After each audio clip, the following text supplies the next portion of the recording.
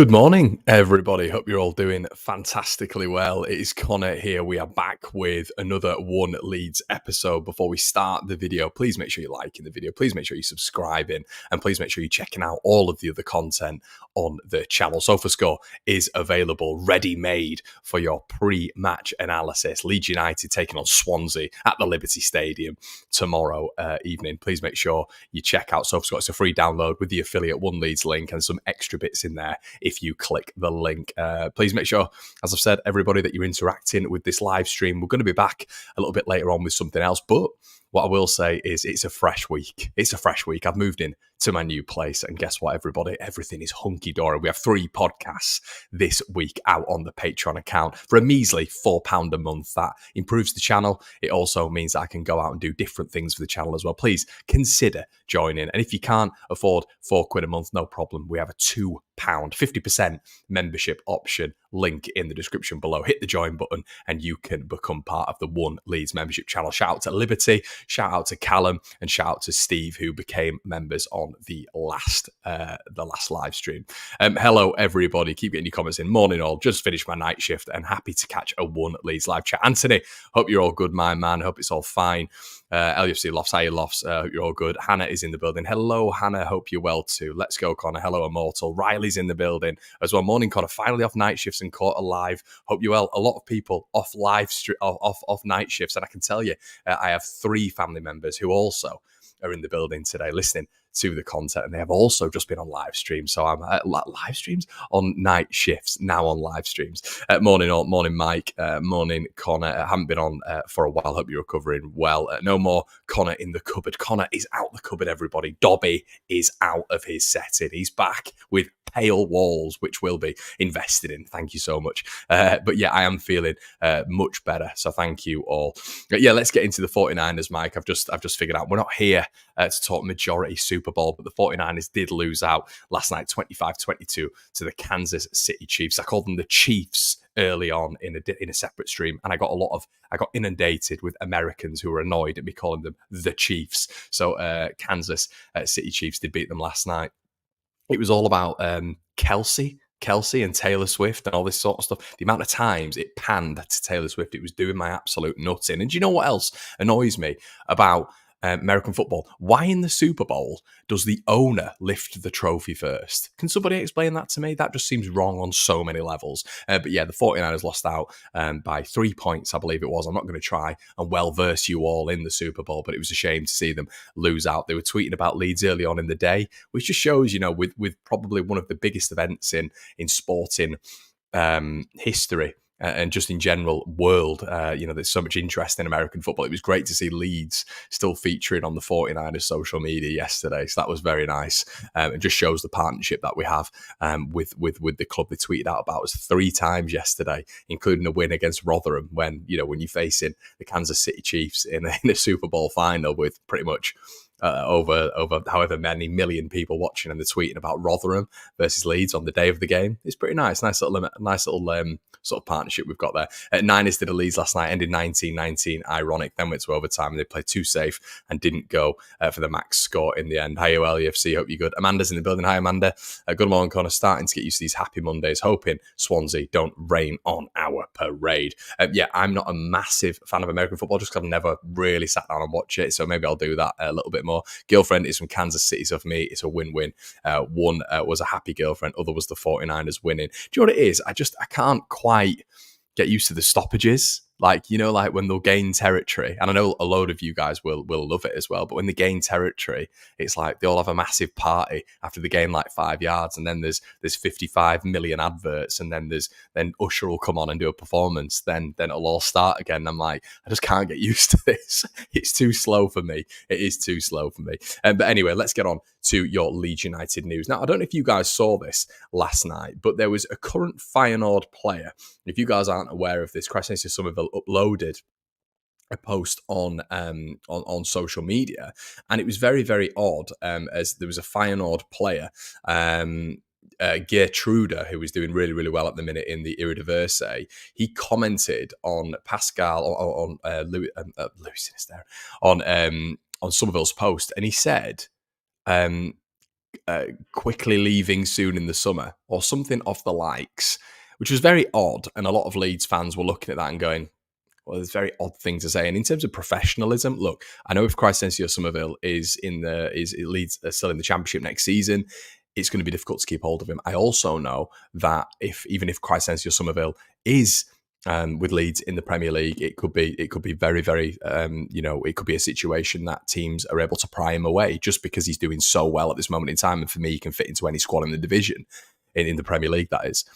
So I understand that, but to put that, and obviously an ex-Feyenoord teammate, but to put that on his social media account, it did irk me a little bit, and I think it irked a lot of Leeds fans. I think it's just a lack of professionalism from obviously his friend there at Feyenoord. And I just think to myself, look, the Leeds fans are going to see this, and look, let him focus on his football. It might not have distracted him that much, of course, but I just think to myself, just stay away from that. Yeah, don't get me wrong, if we're in the Championship, we are not going to have Crysencio Summerville anymore. We're not going to have Jorginho Rutter anymore. We're not going to have probably the likes of Ethan Ampadu anymore. But at this moment in time, we're doing really, really well. 8 wins in 10. Let's just ride that wave. And can we just enjoy it? Can we just enjoy it and stop having all this tripe of moving on and, you need to be somewhere else and all this sort of stuff? Just enjoy it. Crysencio's enjoying it. Jorginho's enjoying it. Everybody's enjoying being at Leeds at the minute. Willie's now enjoying it. Pause. And I just think at this moment in time, there's always this constant thing in football of trying to move somebody on, trying to move them on to bigger and better things. And it was almost like he was almost insinuating as well he's going back to Feyenoord. Or he's going to Feyenoord, obviously. I just think to myself, like, it's one of those, really. Obviously, he was, I just think to myself, it's not needed. It's really not needed, and I thought it was a bit unnecessary, to be honest with you. Swans will be a hard place to go, says Lofts. They had a great result against Hull. Watching live is completely different, mate. All the breaks, there's something happening. Yeah, fair enough, Chris. Rutter's nutmeg for Summerville goal was another level, mate. He was just unbelievable, wasn't he? And yeah, let's just let Summerville enjoy his football. How about that? Let's just let him enjoy his football, and let's not talk about transfers here, there, and everywhere. Okay.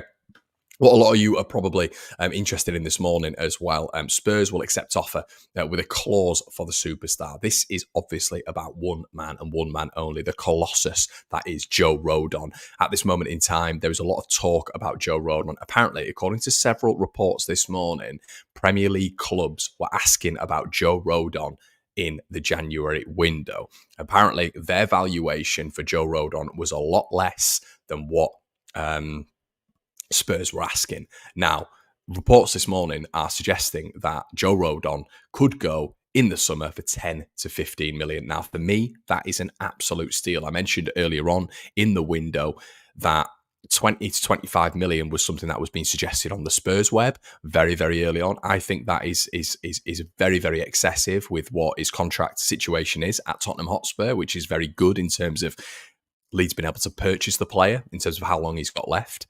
But as well, he's completely frozen out of that side. He's not part of Ange Postecoglou's plans, which I find quite interesting, actually, because he's a top defender. But Ange's got it spot on in terms of he needs a Pascal next to him. He needs an Ethan Ampadu next to him. Why? Because they are proactive centre-backs. They are players who are going to be playing it out from the back.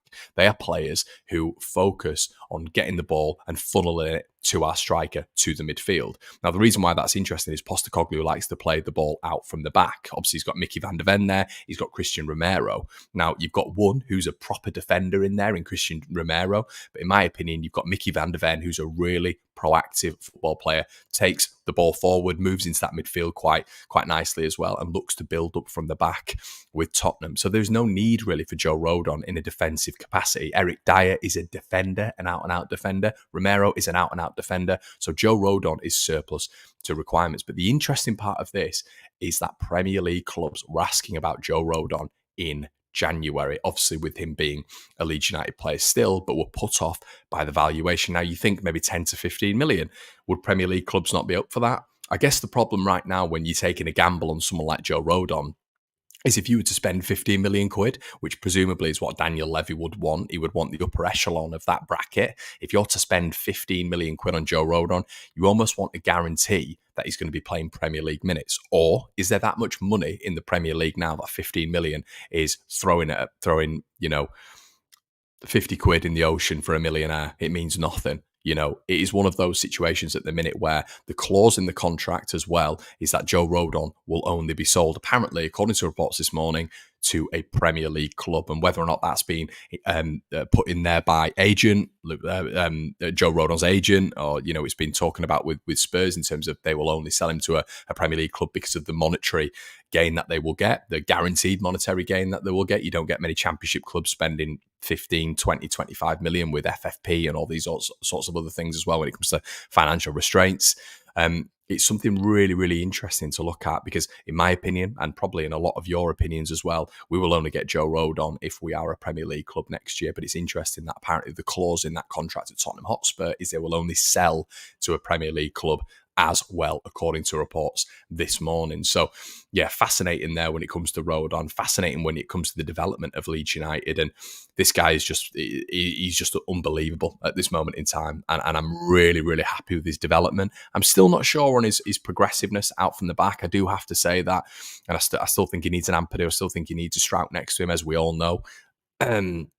But I'm really, really happy with Rodon. I'm really, really happy in terms of his impact. Very different. People compare him a lot to Ben White. Very, very different to Ben White. Very different. But in terms of impact, in terms of leadership, in terms of commitment to the cause, very similar. Ben White in that season at Leeds was nothing short of exceptional. And right now, I think we're all understanding when it comes to Joe Rodon that Joe Rodon is just next level. And we know he's Premier League level. But we do have to hold our horses a little bit. We have to hold on our complete assumption of someone like Joe Rodon because we've not really seen him consistently in the Premier League. We know that's another level. It will be a risk for Leeds United to take a gamble on Joe Rodon in the Premier League. There's probably a lot of people who would suggest maybe in the corners of the footballing world that if Leeds were to go up and get a top centre-back who's proven it at Premier League level, Joe Rodon could be a person to come in and we could start using some of these players as rotation, including Joe. I know that's going to sound absolutely ridiculous to a lot of you guys, but it's going to be fascinating to see how the 49ers play this and Daniel Farke plays this, because if we get up to the Premier League, in my opinion, with these big boys behind us, there is going to be a lot of money for Leeds United to spend. And the Joe Rodon situation is going to be fascinating. Would it work with Joe in the Premier League? He's not had that many minutes up there. He's not been exposed that many minutes. I personally think it will, because he's a certain type of defender, and I think he's playing the best football of his career right now. If you look at his career, he's playing the best football of his career. I'm a huge fan of Joe Rodon. And I think if Levy is to ask for 15 million quid when you're in the Premier League, you've got to pay it. But it's going to be interesting to see if Leeds do another centre-back on top of that, which causes a little bit of competition in the ranks, which I'm all for. Keep getting your comments in, everybody. Morning, Connor. Jim Dunn, followed by live chat. Can live get any better? Good lad, Stu. What have you been doing this morning, mate? Let us know. Max says, Spurs have world-class centre-backs. Rodon is good, but not at that level. No one can live with us at the moment. We can only see one thing, promotion. If we don't go up, it'll be a totally new squad next season. I agree with you. British game and live the dream. Not sure anybody be going anywhere if we go up. Leeds are a big club again with the 49ers behind us. No problem, mate. We will be a Premier League club. Morning, pal. Hope the move is going okay. All good, Jay. Yeah, all good, mate. Jack says, sounds like a Ben White saga all over again. To be honest, Jack, I think the difference with Ben White is Brighton were not letting him go, and that was suggested. If we do hark ourselves back to that lovely season with Marcelo Bielsa when we just battered the division and we were playing scintillating, extraordinary football. If we take ourselves back to that period of time, Brighton we were hearing from the Brighton side throughout the entire season they were not selling him. They were not selling. It was a loan. He'd already been developed. I believe it was at Portsmouth or it was Peterborough. I think it was Peterborough. And he'd had another loan as well before that. And all the rhetoric behind that was that he was going to come back to Brighton and he was going to develop as a player. We all forget that he did go back to Brighton and do well at Brighton before he went to Arsenal. There was never any insinuation that he was going to move to Leeds. It was all from the Leeds end. Leeds wanted him, but Brighton were never going to sell him. They were playing a back three under Potter. It was never going to happen. He fit in seamlessly. The reason for a loan is to develop a football player. That's exactly what happened with Ben White at Leeds, thanks to Marcelo Bielsa. It was the perfect teaching for him when he came to Brighton. Once again, Brighton making a really shrewd move. Send him out to one of the best coaches ever to exist in football, develop him, and then we'll get him back and see what he's like. He came back to Brighton. He was brilliant there as well, adapted. The thing with Joe Rodon is the contract is a very interesting situation. He's surplus to requirements at Tottenham Hotspur. It's a very, very, very different situation. So for me, I don't think the trajectory is on the same level as Ben White. He's not as good. It's simple as that. He's not as good as Ben White. However, for a Leeds United team to get promoted and get someone like Joe Rodon, I think we all think it's going to be a Ben White saga. The club is in a very different position, even off the field, because even in that period of time, we were in a brilliant position in terms of the squad and Bielsa and all this sort of stuff. But off the field, in my opinion, it was still way too emotional, way too rash. The backroom settings weren't stable, as we know. Radrizzani, Mooney, and and Co. And Victor Orta. It was all the boys in the band, all best mates behind the scenes and making good decisions, but also irrational decisions as well behind the scenes, which I can tell you. But overall, right now, Leeds feel that they're in a better position, a better squad depth, and owners who are scrupulous, meticulous, but also ruthless. And I think Leeds United have shown that this season when it comes to recruitment off the field with staff and players and all this sort of stuff.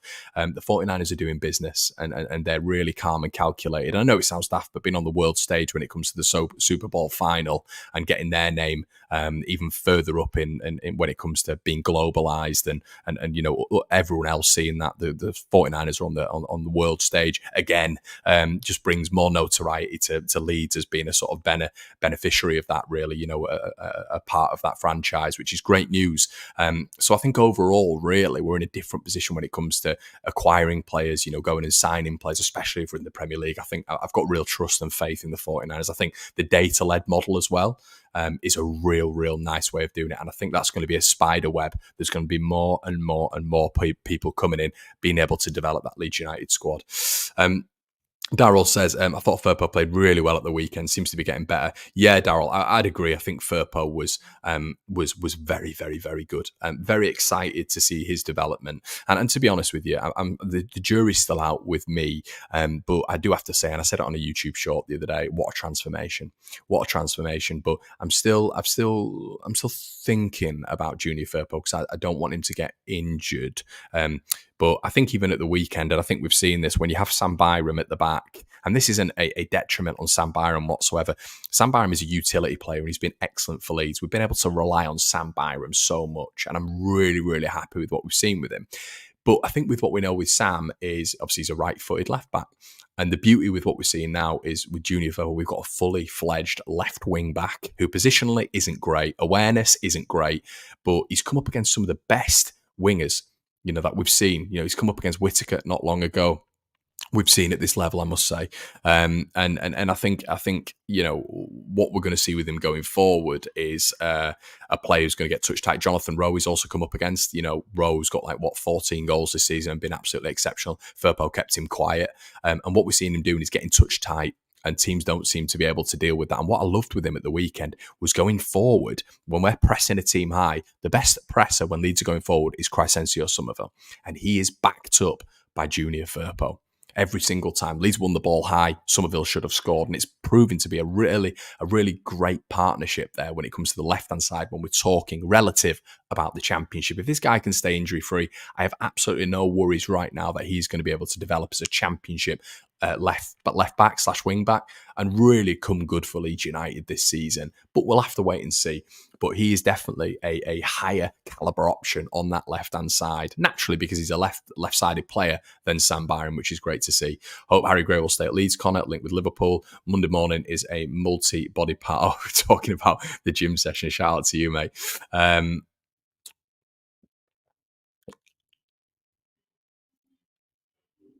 You have to say, because the 49ers have done so fine in regards of incomings and earnings spot on, everyone who's come in stay part of this season, which is what you want to see. Exactly, mate. Yeah. So let's have a look. Niall says, well, Connor Powell, was there anything ever done regarding competition with the Premier League overhaul? This is happening, mate. This is happening right now. Leeds are in the background and the 49ers and still, they're still going on with that. Obviously, Leeds, I believe it was Leicester and Burnley appealed in terms of compensation, what they needed from Everton. But now Everton are going through an appeal process on Leeds' appeal. So it's complicated behind the scenes. But yeah, interesting when it comes to it. Strauch has been captain in Leeds United. We don't know his return. Date as of right now. But once again, we're talking about Joe Rodon and Pascal Strauch has essentially been speaking about Joe Rodon on LUTV and saying what a great leader he is. But someone else who has been speaking about who has become just a complete leader of the group is Ethan Ampadu. Now, isn't it great when we're looking at Ethan and his next level at this moment in time? I think I hate having this discussion of Pascal or Ethan. I think they both should be in the side. And it feels like Leeds fans would argue with themselves, even when it's the best of times, really. But I'm really, really happy with what I'm seeing from Ethan Ampadu. I think once again, in the time that it's been Joe Rodon and Ethan Ampadu at the back, they've conceded 1 goal, which is huge in terms of that next level. And if you can keep it clean at the back, if you can keep strong at the back, then you're on to winning things. I've always said you build from the back. You build from the back. That was always kind of my beauty about Leeds United under Marcelo Bielsa when we got promoted. It was the fact that we were strong at the back. Ben White, Luke Ayling, Alioski, and Liam Cooper and Strauch, obviously, we were just strong at the back, and you build from the back. That's how you win championships. That's how you get promoted. You build from the back, and you look at Ipswich Town at the minute, they are struggling because they leak goals, and you can't do that at any level. Look, you can be frightening going forward. You can be exemplary going forward.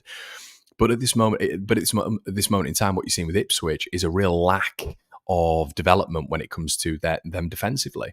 And I think that's the beauty of what you're getting with Leeds at the minute. You're getting a real rear guard with strength, with a balance, and with combativeness, but also with real high caliber when it comes to this division. So I'm really happy with what I'm seeing with Leeds' defensive line.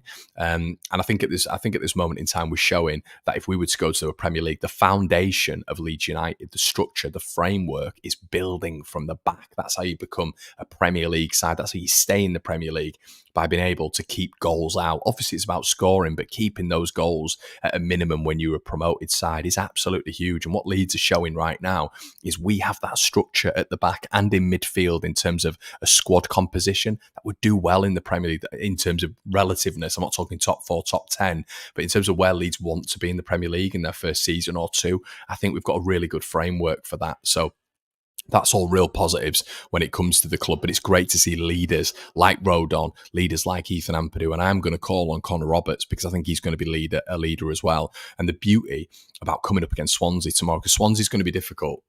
We know that the first 45 minutes we played against them at Ellen Road was a tough assignment. It was tough. We could barely get the ball off them. We really couldn't. So that's where it's going to be tough. But you've got, I know it sounds ridiculous, but you've got a Welsh contingent going down there.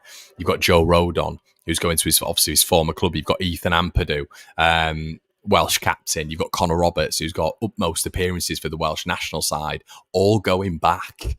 Dan James, is he going to be back in the fold? Obviously, an ex-Swansea player as well. Leeds United are going to be going back down to Swansea with a lot of Welsh players who will be right up for it. They'll be right up for it. I'm not saying the rest of the Leeds side won't be up for it, but having that experience and being able to say to a lot of the youngsters, look, this is a big game. It's going to be a tough game, this. It's going to be a really tough game. So I felt in the first half against Swansea, we were a little bit complacent, but we couldn't touch the ball. They had a lot of quality when it came to Jay Fulton and Grimes on the ball. But it's all about Leeds now being able to go down to Swansea and keep those standards high, because the issue is right now, not an issue as such, but we cannot drop the standard. You cannot drop the standard. We've still got Southampton who are a point ahead of us, but they've got a game in hand. The standard cannot drop. We have to be perfect to catch them. It is the best championship front four you have had in championship history. You've never had a championship four like this. So you have to be perfect if you're Leeds United, because we had a slow start. So we have to go to Swansea and win. We have to go to Plymouth and win. And we have to get a result against Leicester at home. It's 3 tough games coming up for Leeds at this moment in time. When you're looking at the 3, but the beauty of right now, everybody, is when you are looking at that Southampton side and when you are looking at a visual representation, Southampton haven't beaten a top half team since November the 10th. 30 of their points have come from 5 teams in the bottom half. 30 of their points have come from 5 teams in the bottom half. I'm just going to leave that there. And from their 16 matches left, 12 are in the top 14. So let me say that again. From their 16 matches left, 12 are in the top 14. Including that, you've got West Brom away, Ipswich away, Leeds United away, Leicester away. So this is why we cannot drop our level. We cannot drop our level. Leeds' level has to be up here. because I think they are going to drop. But if they drop an inch, they drop a point, 2 points, whatever it's going to be, they drop points, Leeds have to be there ready. What we cannot afford to do is for Southampton to pick up more points and get an unexpected result and for Leeds to falter against teams that we are far superior than. Swansea, Plymouth, teams like that. It cannot happen. We've got to maintain our level. Huddersfield Town coming up as well. We've got to maintain that level and increase the standard even further because we have the capabilities, we have depth, we have competition for great places at this moment in time when it comes to Leeds hurting teams offensively, which is our key weapon. But Leeds have all the right balance now. Defensively, we're assured. Midfield looks strong. And going forward, I think that's actually probably, if we're being honest, weaker in terms of being ruthless and clinical. The amount of goals we should have scored at the weekend, it should have been a Super Bowl score. So we just need to improve that a little bit. But the 2/3 of the side right now are pretty much perfect. Let's get a couple of your comments in as well. Morning, Connor. How you, Danny? Hope you're all good, mate. Agree, Connor says Leeds tried. Firpo's doing an excellent job at the minute, but we have to realise it is the Championship. But him and Korea working well. But that's all we've got to look at right now, Leeds tribe. This is it. You know, we can, when we're talking long term, yeah, we can have a conversation. But Leeds are in the Championship right now. We're not a Premier League. We're not a Premier League team right now. We're really not, obviously, and let's not fall into that. Southampton still have to play both Ipswich and Leicester, both away to. We've already beaten Leicester and Ipswich twice exactly. I want to see Connor Roberts in right back and Archie and Gruev in the midfield together at some point. Archie and Gruev are both workhorses exactly. Jay says, although there are 3 tough matches, I just can't see us dropping points at the moment. The confidence is flowing through the squad. It's higher than a hippie at Woodstock. I'd agree with you, mate. I think the good vibes at Leeds United are absolutely evident right now. We are looking extremely good. Extremely good and so dangerous going forward. I think the introduction of Willie a little bit more has been brilliant. And a lot of these, we've done this without Dan James and Pascal Strauch, 2 of our outstanding performers this season, which really points to Leeds' depth, the calibre in depth as well. So, yeah, really, really excited with what we're doing at this moment in time. I know someone's just said we screw up against the smaller teams, but that's historical, isn't it? It's historical that Leeds have done that. But right now, we need to change that mood. We need to change the tide a little bit. And I think what we've done, we've played a lot of small teams. We have played a lot of small teams. We've had that in the past, in the new year, really. And what Leeds have done is they've come through it. And we've come through tough away games. We've come through Cardiff away. We've come through Bristol City away, not conceded a goal, and really just being the dominant side against those lot. I want to see Southampton against some tough teams with the utmost respect. I'm going to read this to you one more time. From their 16 matches, 12 are in the top 14. And they haven't beaten a top half side since November 10th. So let's see them against and Huddersfield scored. We know how bad Huddersfield have been. Who Huddersfield were at Ellen Road, yeah. They scored 3 at St Mary's. So there's a lot of confidence here, a lot of confidence. So we'll have to wait and see. 4th of May though, Leeds Southampton at Ellen Road. Looks a bit spicy, guys. I'm going to leave you there. Thank you so much for tuning in this morning. We're going to be having a podcast later on today on the Patreon. Make sure you join. A bit of bonus content all goes towards the channel. But if you don't want to do that, if you can't afford that, no problem. £2 a month. Become a YouTube member. Hit the join button. Description below, everybody. Please make sure you like the video before leaving. Make sure you subscribe to One Leeds. We get videos out every single day of your Leeds United calendar. It's been an absolute pleasure. We'll have a watch along tomorrow. We'll have all your build up tomorrow as well. And I'll see you on the other side, everybody. As I said, make sure you like, comment, and subscribe. See you in a bit. Cheers.